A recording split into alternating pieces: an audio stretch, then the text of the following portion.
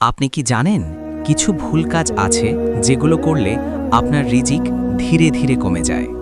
অনেক মানুষ প্রতিদিন এগুলো করছে অথচ বুঝতেই পারছে না। ১. গুনাহ ও হারাম কাজে লিপ্ত থাকা। রাসূল সাল্লাল্লাহু আলাইহি ওয়াসাল্লাম বলেছেন, মানুষ তার গুনাহের কারণে রিজিক থেকে বঞ্চিত হয়। হাদিস সুনান ইবনে মাজা 4022। একজন মানুষ তার করা গুনাহের কারণে রিজিক থেকে বঞ্চিত হয়। ২. মিথ্যা বলা ও প্রতারণা করা। রাসূল সাল্লাল্লাহু আলাইহি ওয়াসাল্লাম বলেছেন, ব্যবসায় সততা না থাকলে বরকত নষ্ট হয়ে যায়।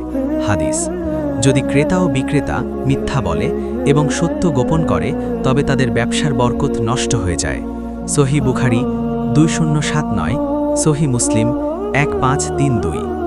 ৩. নামাজ অবহেলা করা।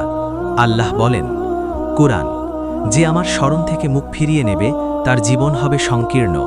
সূরা তহা 20:124। অনেক আলেম বলেছেন এর একটি অর্থ হল রিজিকের সংকীর্ণতা।